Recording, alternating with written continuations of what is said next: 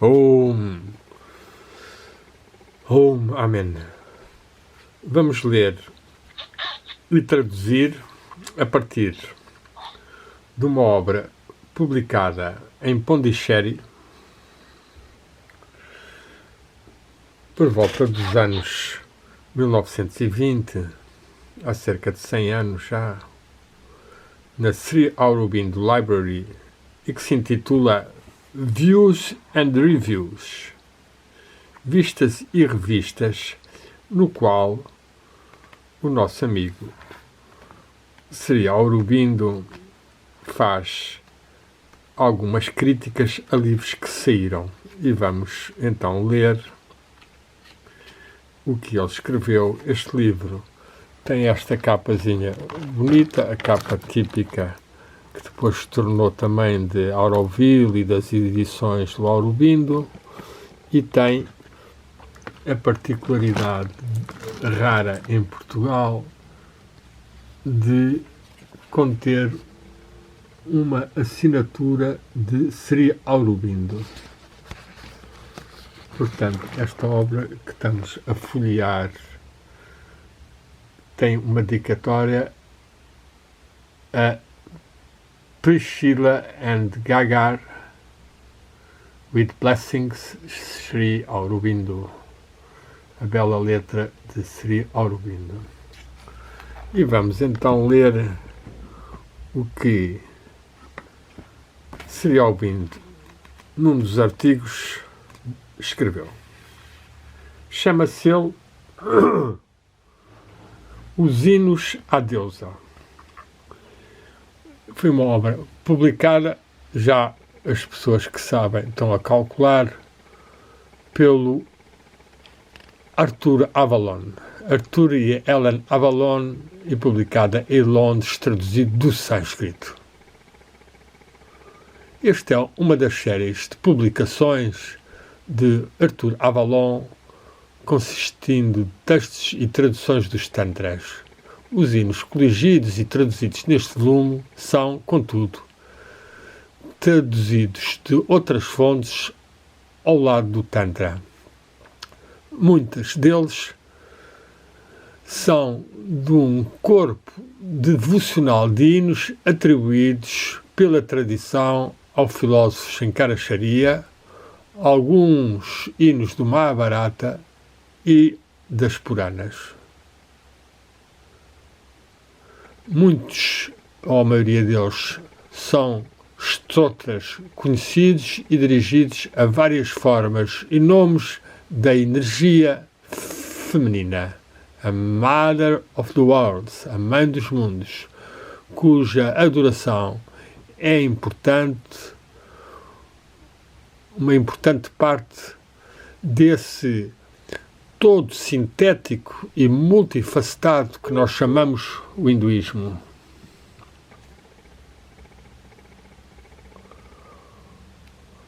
A obra de tradução está admiravelmente feita.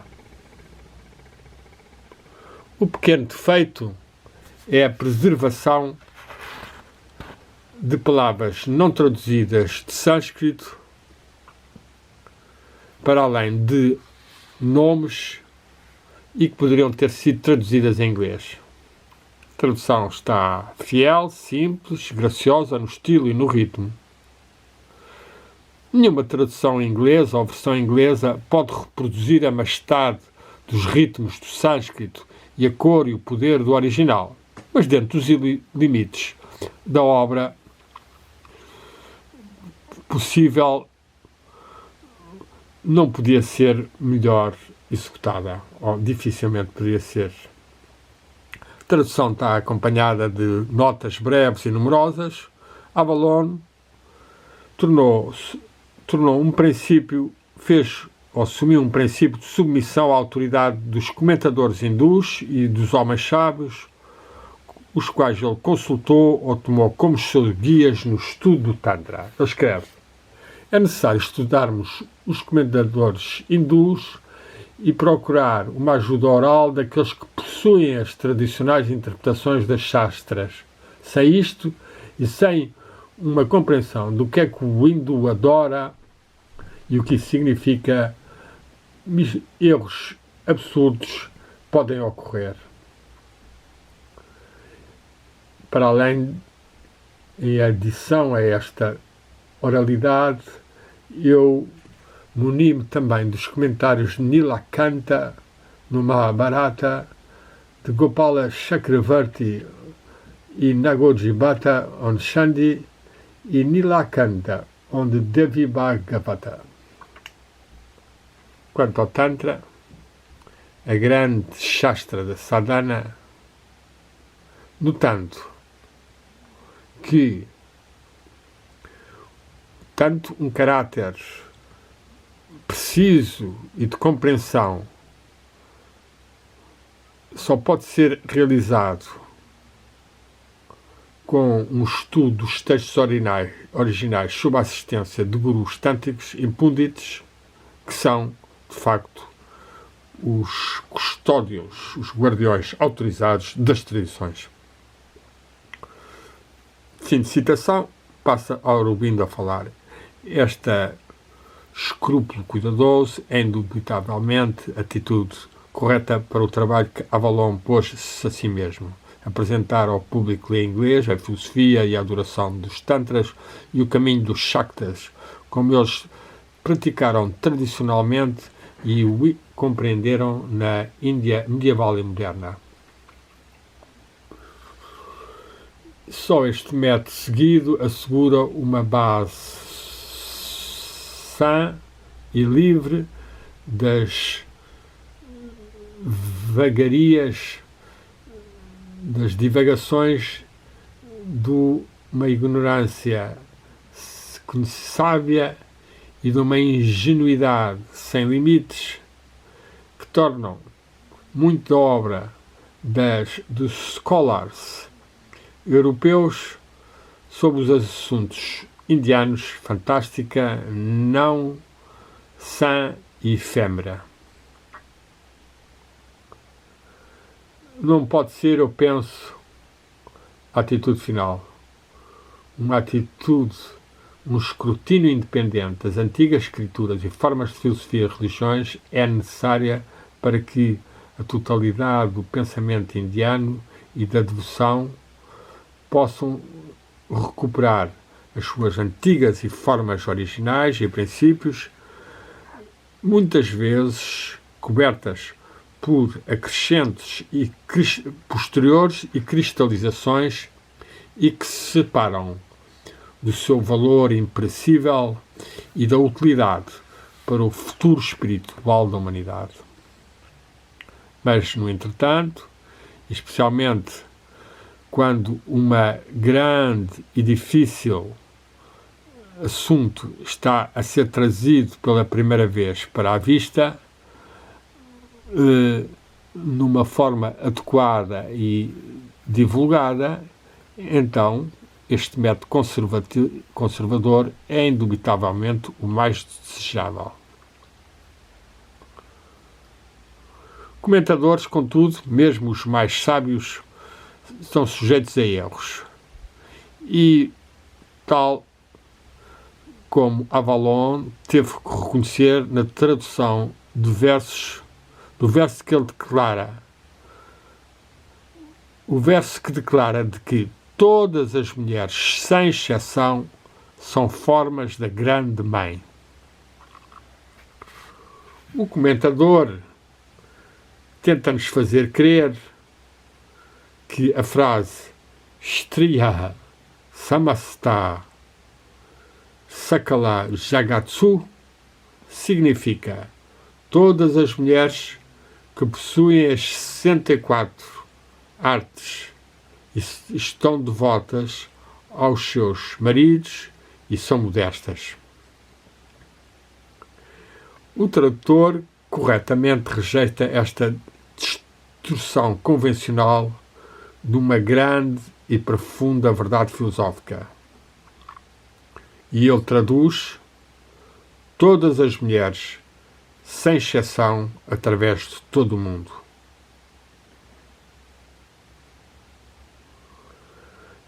Nós admiramos se a frase não admite uma diferente sombra cortando profundo no coração das coisas.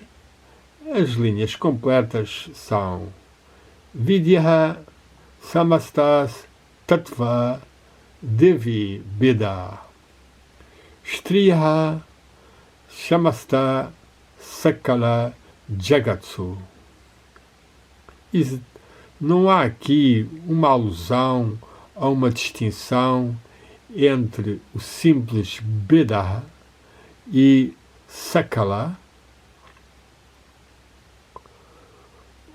Começo de citação. Todas as ciências, ó deusa, são diferentes partes de ti.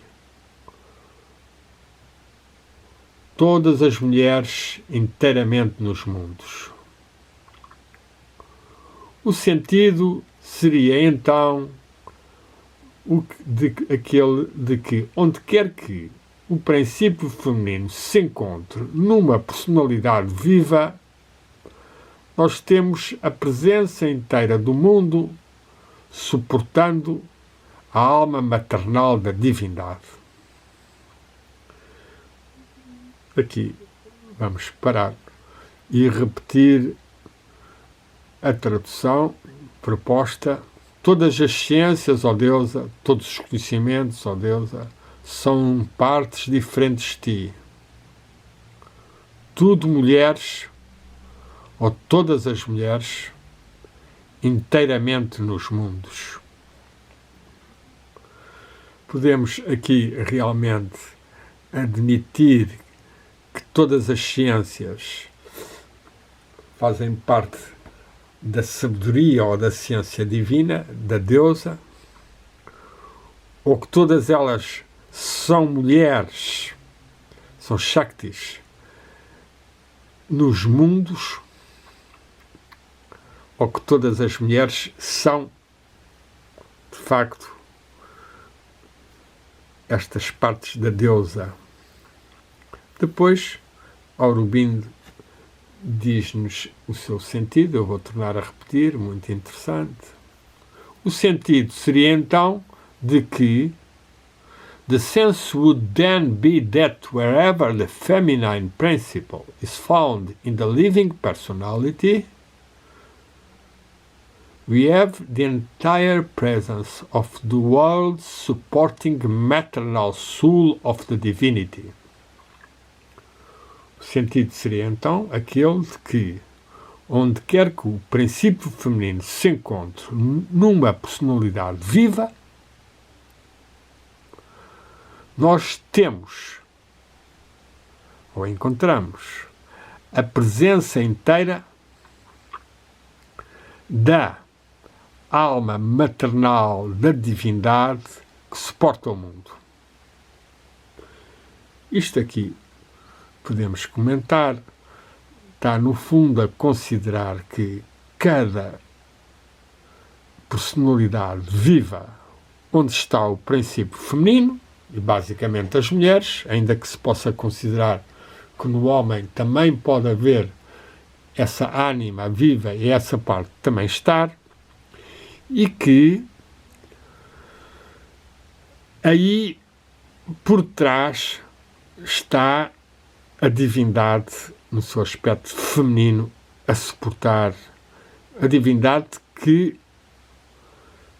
pode estar na sua presença inteira. Esta aqui é uma frase bastante forte. Sabemos que Aurobindo foi um homem que a dado momento sentiu mesmo que tinha descido na Terra e graças ao seu trabalho uma supermente, um novo estado de dimensão consciencial e, portanto, e que teve as suas revelações quando esteve preso em Pondichéry por estar em revolta contra a presença opressiva dos ingleses e teve aí uma das suas iluminações com Krishna. E, portanto, foi um homem que teve as suas expansões de consciência e visionárias e, portanto, consegue ver numa mulher viva que tenha o seu princípio feminino presente, pode sentir a presença da divindade no seu aspecto de alma, que apoia o mundo, que apoia as pessoas, que tem amor, que tem compaixão, que nutre. E vamos continuar com Aurobindo. E diz-nos em inglês, muito simples, e vamos ler este bocadinho. The Devi, with all her aspects, colors, is there in the woman. In the woman, we have to see Durga, Annapurna, Tara, the Mahavidyas,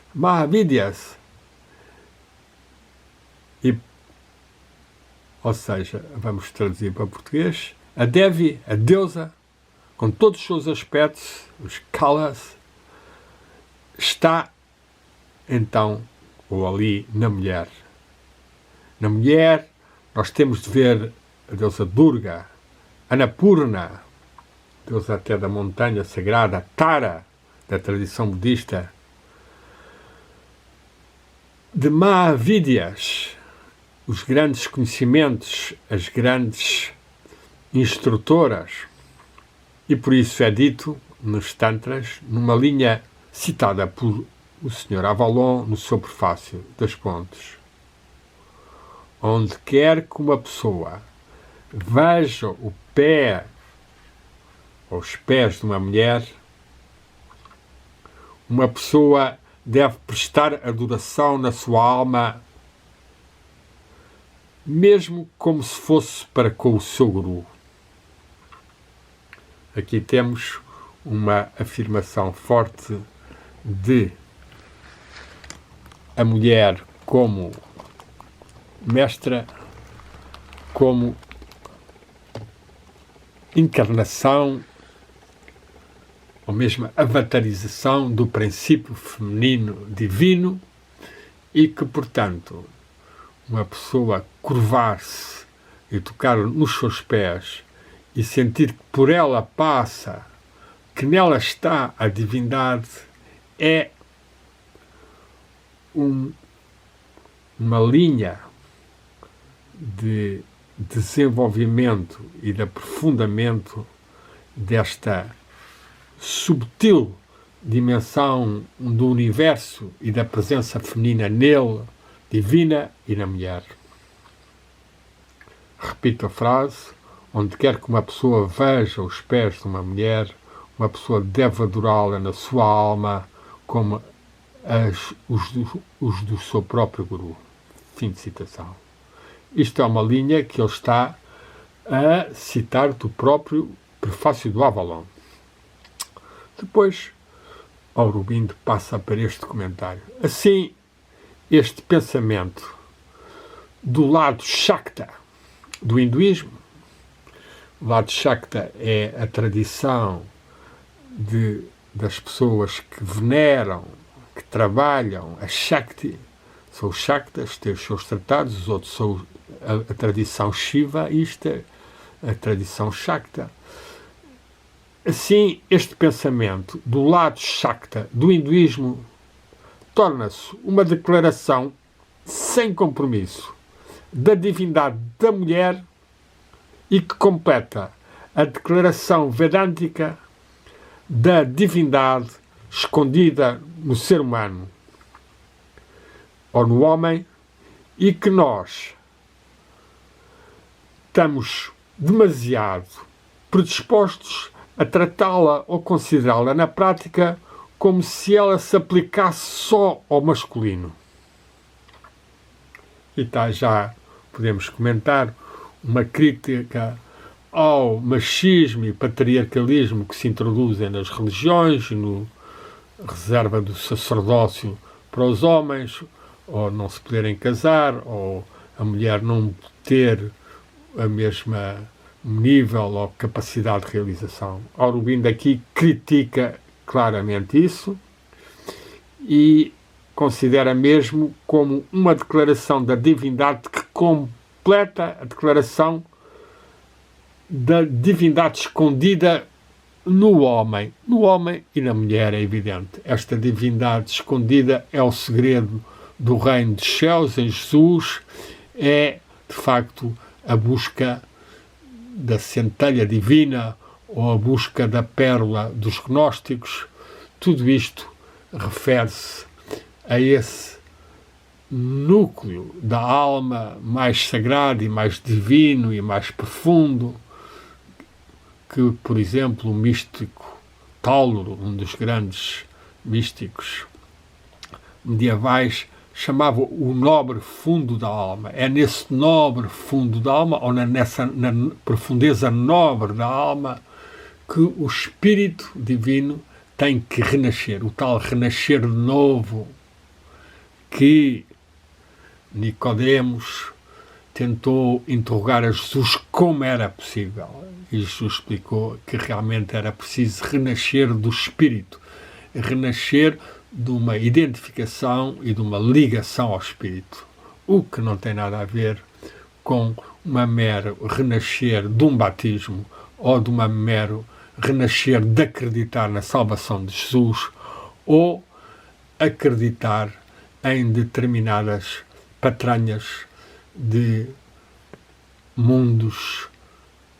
internos, de iniciações fantásticas, de milhares de complicações, de hierarquias, quando de facto o nosso trabalho é mais simples e mais difícil, que é este trabalho de conseguirmos adorar, reverenciar o ser humano, o homem e a mulher, como espíritos capazes de refletir e de manifestar essa divindade eterna.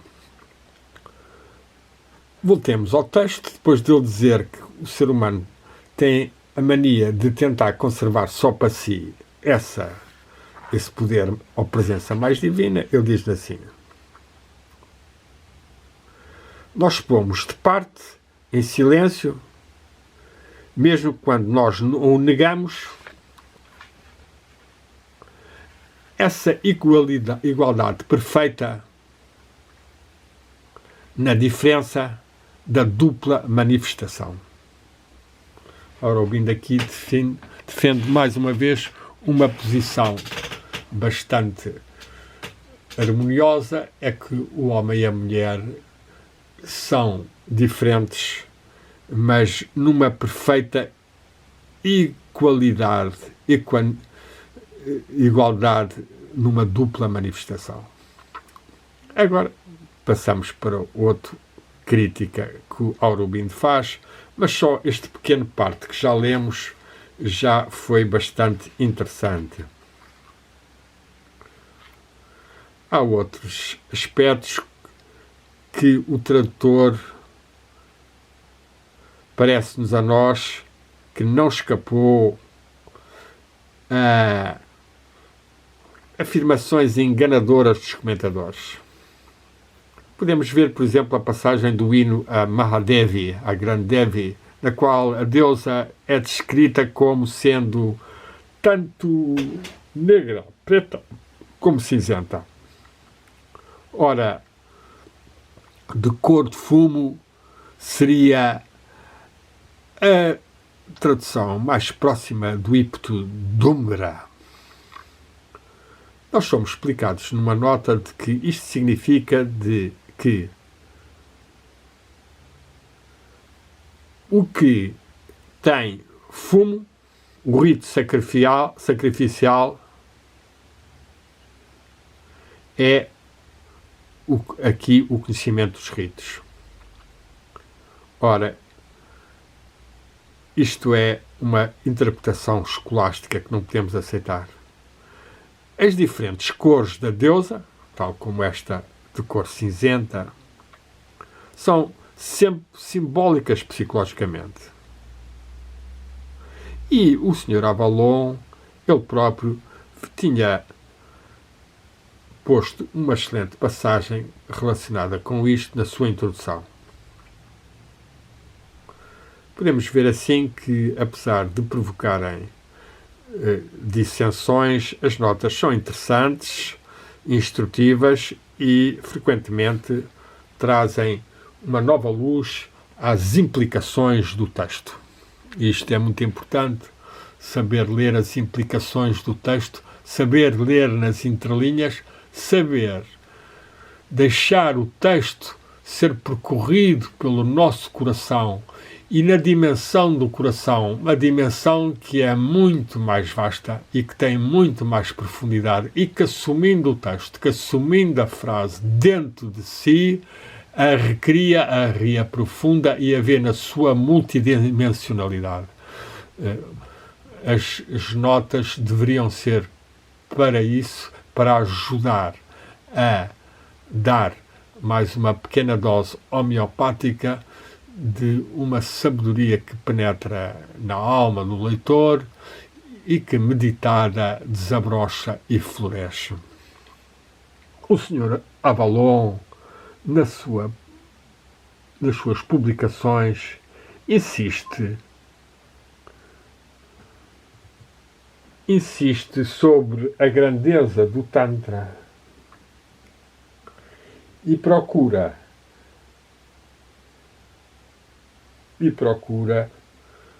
o Sr. Avalon, olha, um telefonema a falar.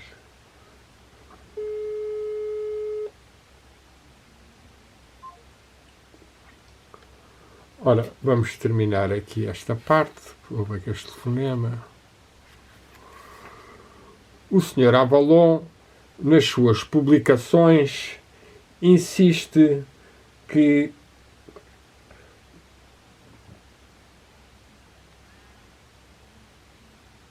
a grandeza do Tantra é grande, é enorme, e procura afastar, por uma declaração desapaixonada, os factos reais que cobrem como uma nuvem de misconceptions, de concepções erradas, preconceitos que obscureceram a nossa vista, a nossa visão deste poderoso e profundo sistema. Teremos a ocasião de tratar disto no seu aspecto quando referirmos ao Manirvana Tantra. Neste volume, ele justifica-se contra o preconceito europeu, a atribuição de uma forma feminina e qualidade a Deus e também a moderna ignorância generalizada em relação à adoração das imagens que o Tantra, em comum com outros sistemas hindus, assume ou toma parte, ou faz parte dos seus primeiros estágios de um progresso religioso. Em ambos os pontos estamos de acordo com o seu ponto de vista, ainda que não apoie necessariamente a obrigatoriedade da evolução religiosa ter de seguir pelas linhas traçadas pelo Tantra. As concepções humanas da divindade dividem-se primeiro na adoração do formado e na aspiração para o sem forma. Segundo, na adoração do que é qualificado e apenas a aspiração de raras